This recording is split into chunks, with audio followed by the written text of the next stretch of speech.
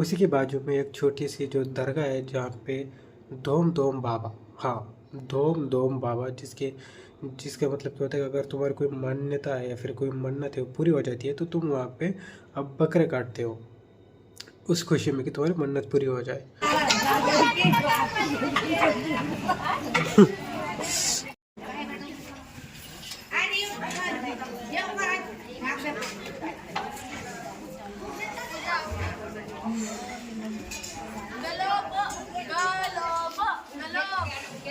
अब तो इससे गए जब आए थे इधर बकरा काटने, बोर हो रहा है यार।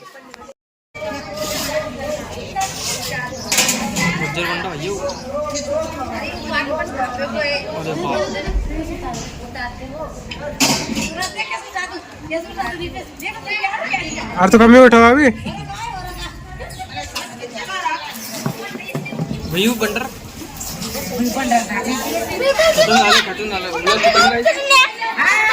अलग दिखा अलग दिखा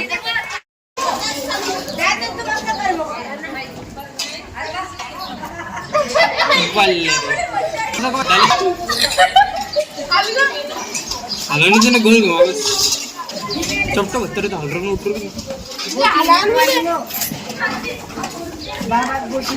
पहिले छोटे कौन बाबा की गोटी है? कौन थे बाबा की? पीर बाबा दुम दुम बाबा कौन तो पीर क्या?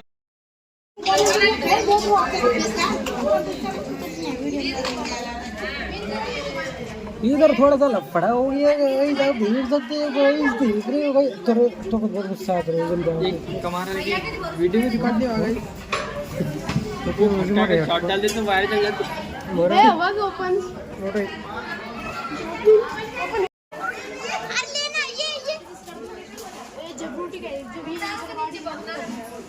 शंकर दास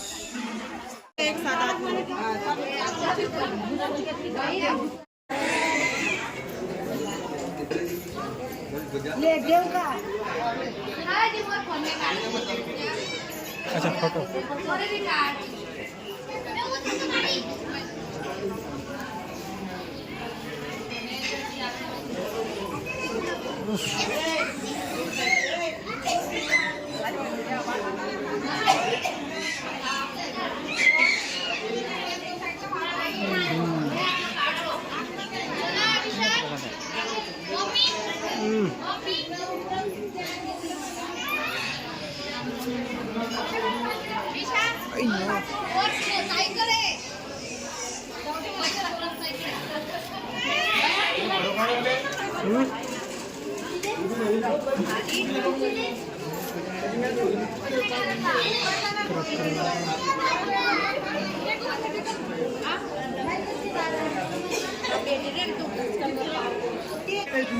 पानी पीने दिन में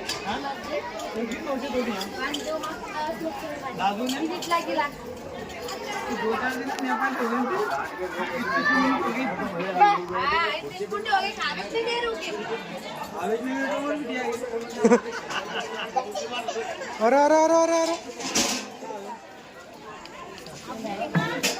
अरे पसारे सावरले वो लोक भाजी खाओ ये पसारे जागा उपाय उठा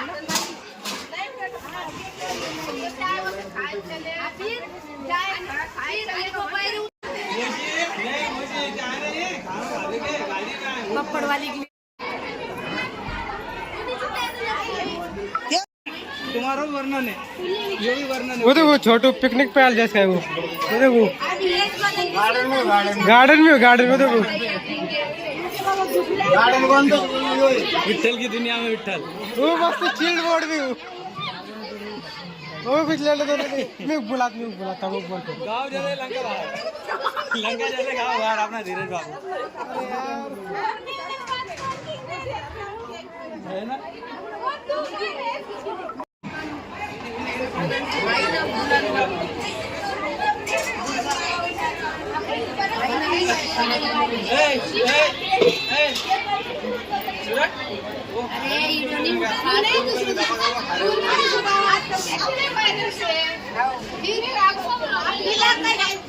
तो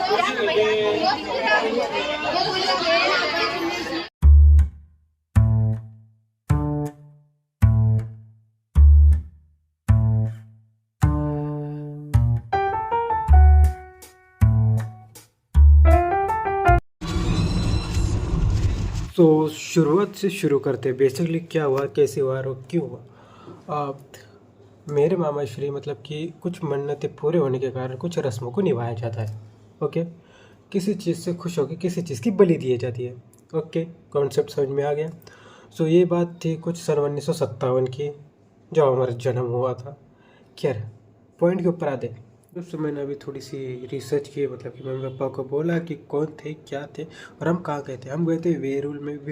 वेरुल के अंदर बहुत ही बड़ा शिव मंदिर जिसे पत्थर से उकेरा गया है। खैर, उसी के बाजू में एक छोटी सी जो दरगाह है जहाँ पे धोम धोम बाबा, हाँ धोम धोम बाबा, जिसका मतलब क्या होता है कि अगर तुम्हारी कोई मान्यता है या फिर कोई मन्नत है वो पूरी हो जाती है तो तुम वहाँ पे अब बकरे काटते हो उस खुशी में कि तुम्हारी मन्नत पूरी हो जाए।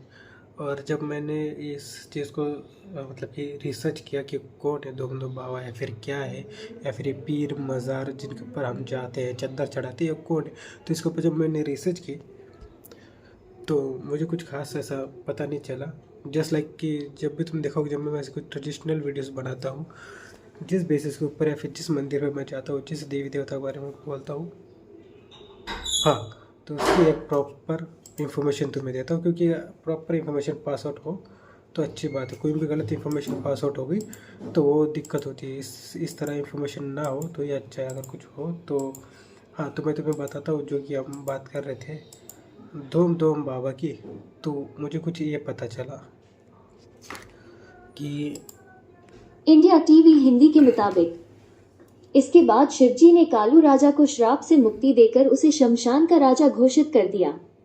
कहते हैं कि तब से ही कालू राजा और उसके वंशज शमशान में आने वाले शवों को मुक्ति देने का काम करने लगे और इसके बदले उनसे धन लेने लगे। मान्यताओं के अनुसार कालू राजा के वंश को ही डोम राजा कहा जाता है। अब ये धूम राजा और ये धूम धूम बाबा दोनों अपोजिट है, दोनों का कोई भी लेना देना है नहीं। तो इस रिसर्च को भी हम करते हैं खारिज, हमें नहीं पता। और दूसरा कि जब भी मैं पीर के बारे में रिसर्च की तो मुझे एक और इन्फॉर्मेशन मिली जो कि कहीं ना कहीं हिंदुत्व से रिलेट करती है, जिस तरह की अभी तुमने देखी। तो ये वीडियो भी एक बार देख लो। विकिपीडिया के मुताबिक रामदेव जी, बाबा रामदेव, रामसा पीर, रामदेव पीर, पीरों के पीर का जन्म ऊंडू कश्मीर बाड़मेर के एक राजपूत परिवार में हुआ। ये अजमाल जी तंवर की संतान थे। रामदेव जी की माता का नाम मैनदे था। राव मल्लीनाथ, मारवाड़ के राठौर राजा, ने रामदेव जी को पोकरण की जागीर प्रदान की थी। हरजी भाटी इनके प्रमुख सहयोगी थे। जो रामदेव पीर थे, जिनके बारे में मैंने थोड़ी बहुत रिसर्च की तो उनके बारे में पता चला कि जो उनकी जो आदर्श थे, जो विचारधारा थी, उनके ऊपर इस्लामिक धर्मों के लोगों ने काफ़ी ज़्यादा मतलब कि अपना ये क्या कहते हैं उसको, कि पॉजिटिव वाइब में लेते थे। वो इन्हें अप्रिशिएट करते थे, मानते थे, पूछते थे, जिस कारणवश वो पीरों की पूजा करते। लेकिन आज तुम जो पीर देखते हो, जो मज़ारें देखती हो, वो इनकी बिल्कुल भी नहीं है। हाँ, सो ये भी कंक्लूजन जो है ये बस यहाँ तक ही सीमित है। जिन भी पीरों मज़ारों के ऊपर तुम चादर चढ़ाते हो, उनके बारे में मुझे प्रॉपर रिसर्च नहीं मिली कि कौन थे, क्या थे, कहाँ से आए थे। जस्ट लाइक चले थे, ये सभी छोड़ो, हम सीधा राम जी की बात करते। अगर मैं गूगल पर सर्च करूँ कि राम जी कौन थे, क्या थे, तो ओके। सो ये विकिपीडिया के मुताबिक श्री राम ब्रह्मा जी के पुत्र दरीची के पुत्र महर्षि कश्यप के वंश से जो सूर्य वंश हुआ, उसी के इक्ष्वाकुल में श्री राम का जन्म हुआ। इन्हें रामचंद्र भी कहते हैं। रामायण के अनुसार महाराज दशरथ और रानी कौशल्या के सबसे बड़े पुत्र सीता के पति व लक्ष्मण, भरत तथा शत्रुघ्न के भ्राता थे। अगर इसके ऑपोजिट अगर मैं ये भी लिख दूँ कि राम जी का जन्म कब हुआ था, तो वो भी इसके अंदर डेट वाइज तुम्हें पता चल जाएंगी। तो जिस कारणवश तुम्हें ये बात समझ लो कि मैं इसलिए जल्दी किसी भरोसा नहीं करता। मैं प्रॉपर रिसर्च करता हूँ कि कौन थे, क्या थे, उन्होंने क्या ऐसे काम किए थे जिस वजह से हम उन्हें पूजे। और ये पीर मज़ारों के ऊपर मैंने जितनी भी रिसर्च की है हमेशा फेल ही गए। कोई भी अगर एग्जैक्ट परफेक्ट इन्फॉर्मेशन नहीं आई कि वो ये थे, यहाँ से आए थे, कुछ ऐसा मतलब कि जिस कारण वैष्णव मैं इनके ऊपर थोड़ी बहुत और भी ज़्यादा रिसर्च करता हूँ कि एक प्रॉपर कुछ मिल जाए यार, एक सोर्स ऑफ प्रूफ कि ये थे है। और चलो हम सर्च ही कर लेते हैं राम जी का जन्म कब हुआ था। रिजल्ट तुम्हारे सामने है। भास्कर के मुताबिक वाल्मीकि कहते हैं कि जिस समय राम का जन्म हुआ उस समय 5 ग्रह अपनी उच्चतम स्थिति में थे। Unique exhibition on cultural continuity from Rigveda to robotics नाम की इस एग्जीबिशन में प्रस्तुत रिपोर्ट के अनुसार भगवान राम का जन्म 10 जनवरी 5114 ईसा पूर्व सुबह 12:05 पर हुआ, 12:05 AM पर हुआ था। ओके सो ऐसे कुछ जानकारी है जिनके ऊपर मैं रिसर्च मतलब कि, और ये जो है ये साइंस एग्जीबिशन था, जिस वजह से मतलब कि अगर तुम प्रॉपर साइंस में बिलीव करते हो तो इस डेट के ऊपर उन्होंने एक रिसर्च, या फिर छोड़ो ना, विश्वास करना तो कर लो, वरना छोड़ो ना, अभी तो डिटेल में को ही जाएगा कि कर लो भाई विश्वास इन सब चीज़ों पे, विथ डेट टाइम और प्रूफ सब कुछ है, फिर भी तुम्हें ये सब काल्पनिक लगता है और जिनके बारे में कोई इतिहास ही नहीं है, कब था, जन्म थे या फिर क्या हुआ था। और हाँ, मैंने पीर का जो कॉन्सेप्ट है कि इस्लामिक धर्म इसे क्या कहते हैं उसके ऊपर भी एक मैंने, या मुझे एक डिटेल में एक वीडियो मिली, मतलब कि इंफॉर्मेशन उसी टाइप में। विकिपीडिया के मुताबिक पीर या पीर फारसी साहित्य बुजुर्ग, बड़ा, सूफी मास्टर या आध्यात्मिक मार्गदर्शिका का एक शीर्षक है। उन्हें एक हजरत या शेख भी कहा जाता है जो ओल्ड मैन के लिए अरबी है।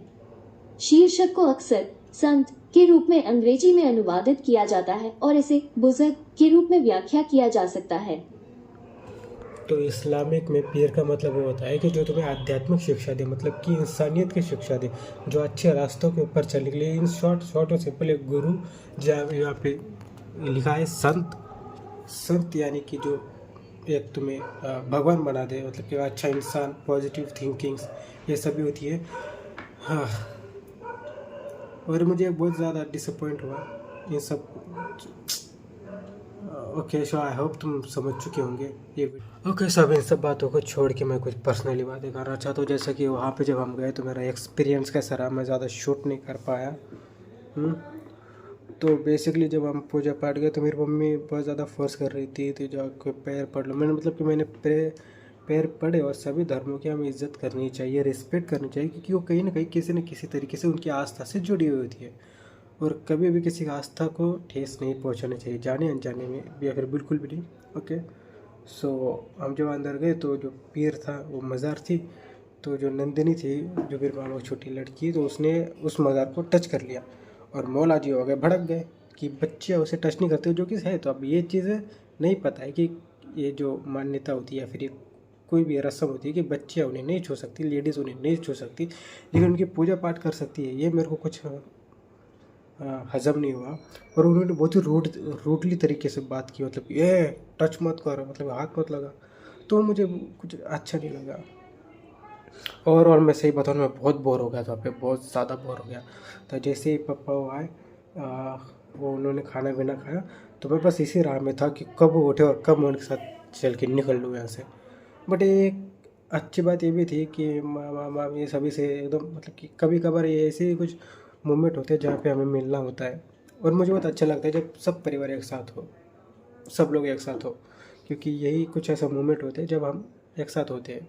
तो इन्जॉय करना चाहिए इस मोमेंट को। मैंने इन्जॉय किया और मैं बोर हो गया।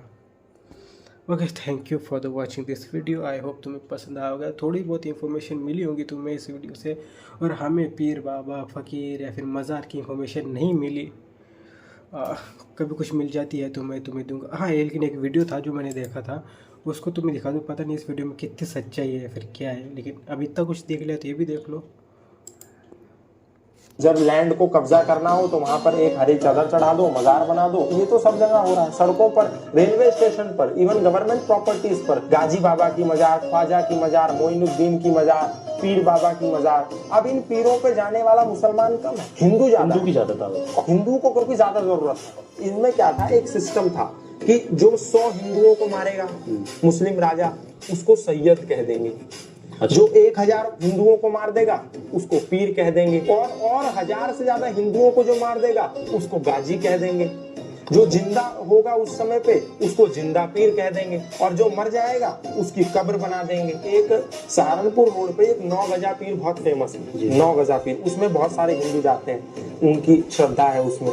वो सैयद इब्राहिम बादशाह की कब्र है। अब ये देखो 9 गज यानी कि 27 फुट, 27 फुट की कब्र है। कौन सा ऐसा आदमी है जो 27 फुट जगह लेता है दफन होने में? जब लैंड को कब्जा करना हो तो वहां पर एक हरी चादर चढ़ा दो, मजार बना दो, ये तो सब जगह।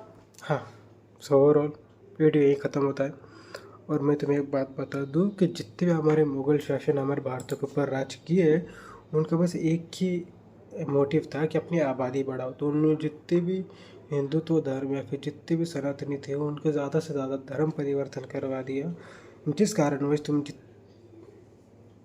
वीडियो ख़त्म कर देते यार। मैं बोर हो रहा हूँ, मैं भी ज़्यादा इन्फॉर्मेशन देने के मूड में हूँ नहीं अभी। हाँ।